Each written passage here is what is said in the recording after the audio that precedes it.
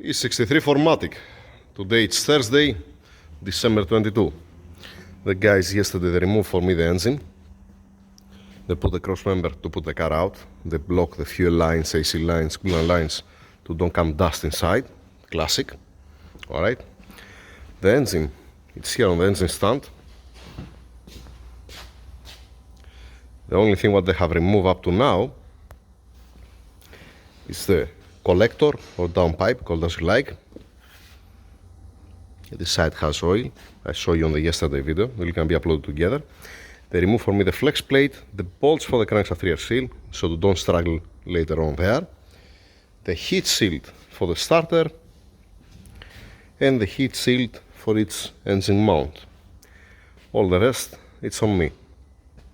You see that nobody opened the engine before. You can still see the sealant on the cylinder head. Alright, starter still in place, and this is supposed to be 981, right? Yes, it is. 157 981. Splendid. Now, let's open it. Let's strip it off to see how it looks like. All the parts are gonna be here on this table, and on this one, and then in the boxes. Starting. Let's see the progress up to now, because I have to get inside the bridge, the bracket, the fuel injectors to don't be contaminated, the high pressure pumps, and the oil heat exchanger. This I'm getting it, I'm putting inside the engine room. I'm wrapping it because if it fails anything inside, forget the injectors or forget the pumps. Alright, so this, you're not gonna see that again, you're gonna be inside the engine room. Now, engine, I have removed the turbochargers. Both turbos are here. That's the bank 2, that's the bank 1. On the number 1 cylinder you see the oil, they are inside. The turbo is full of oil inside. Alright, rest parts are over there. Some other parts are down here. Exhaust manifold gaskets for garbage. The wiring harness there to be far away, don't step on any plug. The half shaft that's passing through the engine block down there, and that's the engine. If we come here, we see the number 1 cylinder. I already saw it with the camera, and I already saw that has a bent connector rod. Also number 3, it's wet. Yeah, all of them are wet. This is how it looks like. Alright. As from front, I already lose the bolt for the damper pulley. I already lose also all the bolts for the intake manifold, and I'm ready to lift up the intake manifold. Also, these two cylinders, 7 and 8, they are wet. 5 and 6, it looks clean. Like I said, you cannot have only one bent connector rod, alright? And I make a big story, big deal for that guy on Instagram that he said, you don't have bent connector rods. Why? Because he's a mechanic. If you see his profile on Instagram, he's a mechanic. That means for him, if that owner, he goes to him, he'll gonna change the intercooler and the valve spring for the intake valve, and he'll gonna say to him, you know what, you're good to go with the bent connector rods. Just wait, for you it's gonna be a couple of minutes, for me a little bit longer, to see how it's gonna be inside. Intercooler, from this side you see that it's nice and clean. Nice and clean. From here you see live oil. Alright? You don't see coolant anywhere, by the way. So, let's point also the engine from back. Let's move on. I wanna see what he's gonna say when we're gonna post on Instagram the bent connector rods. What he's gonna say after that. In any case, moving on.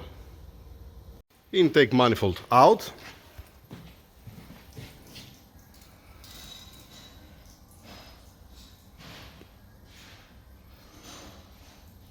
Okay, I don't see any sign of coolant. I don't see any sign of intercooler failure.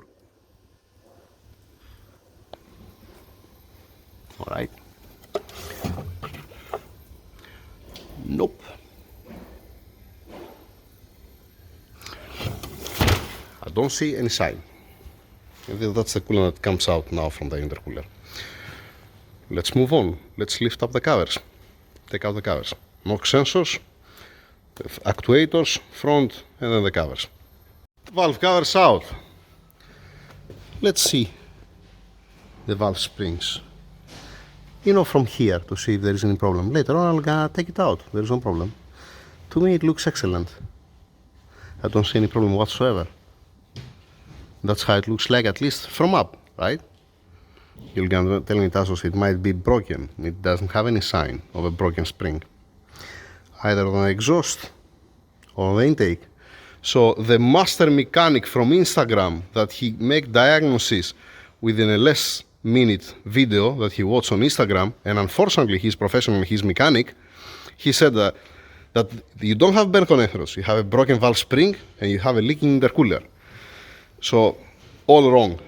Better to change the job what you're doing, because obviously you're not so good. If you're giving advices online, do something different, not that one. All right, let's move on.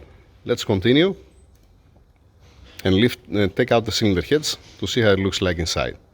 I'm gonna reach also on the connectors, so you're gonna be completely stripped off. All this I'm doing it, again, if that guy, he was not a mechanic, I'm gonna pass. I'm not gonna even say anything. I'm not gonna even talk. I'm not gonna even waste my time. It doesn't have priority, this engine. Priority, if to open an engine, it has this one with 280,000 kilometers.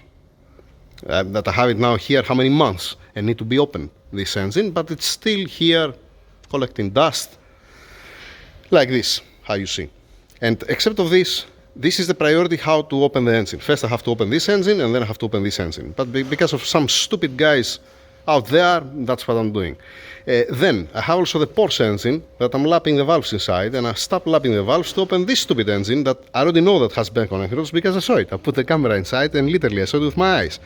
But because there are some Instagram mechanics, and unfortunately they're professionals also, that they're saying bullshit, that you have a broken valve spring, leaking intercooler, and you don't have bent connecting rods. That's what the fuck am I doing right now. So nice, eh? So beautiful. The stupidity of some people.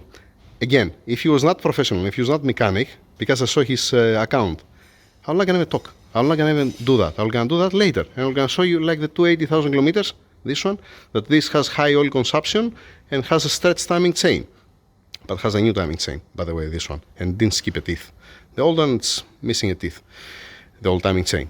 So, and we are ending up here doing bullshit, spending my time on not right time, actually. It's not the right time to open this engine. Move on. Don't waste more time, right?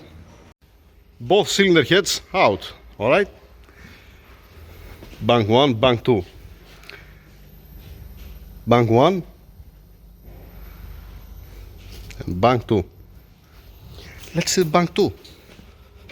How it looks like.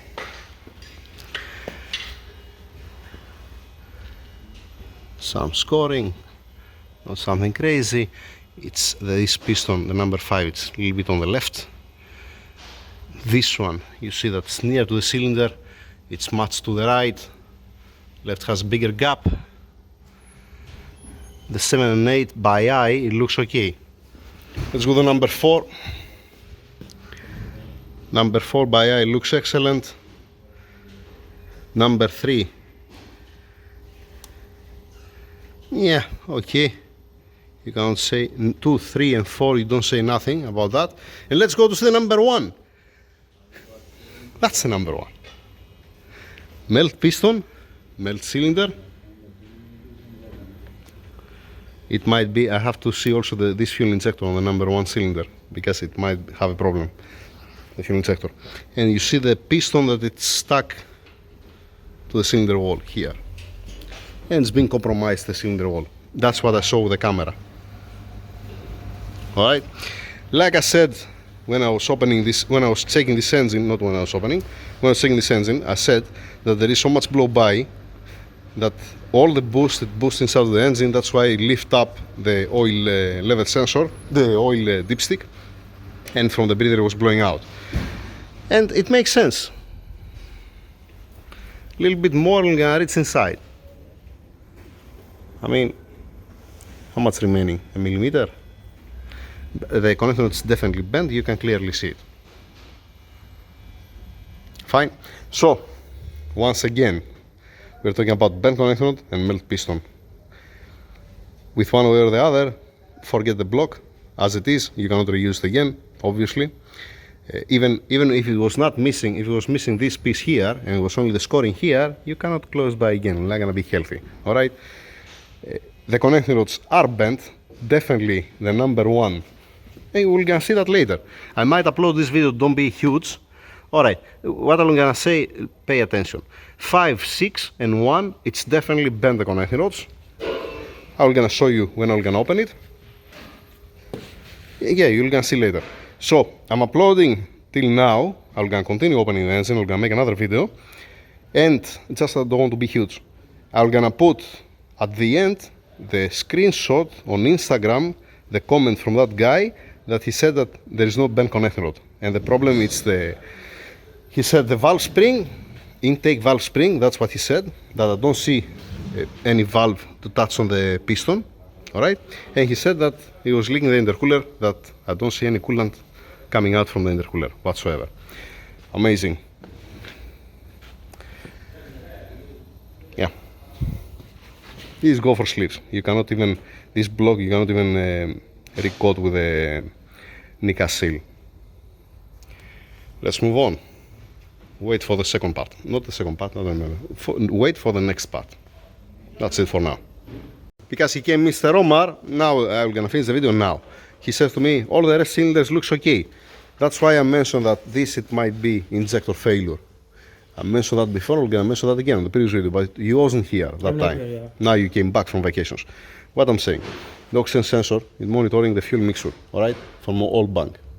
There is also the firing order that it takes place, you know, it's considering also the firing order, but imagine, let us say that this fuel injector, under full load, instead of being, let us say, example, 12:1, their fuel ratio, to jump to 17:1. For a reason to don't spray the correct amount of fuel inside and to spray less, that means you have a lean situation, you can burn all the fuel, you can increase much more the temperature, and that's what's causing these things. Crazy. You know the point? Crazy. That's why you see all the rest. What I said, when I saw that, I said, this it might be fuel injector failure. The spark plugs, they're okay, have it all there. You know? It melt actually, one spark plug melt, I think. Yes, you see that melt the spark plug? Yeah. Yeah. So we are talking about, to me at least, something happened with the fuel injector and this spray the correct amount of fuel inside. Crazy. Instead of being, let us say, lambda 0.72, it might be for a half a second to spray, let us say, 1.1 volt. Example. All right.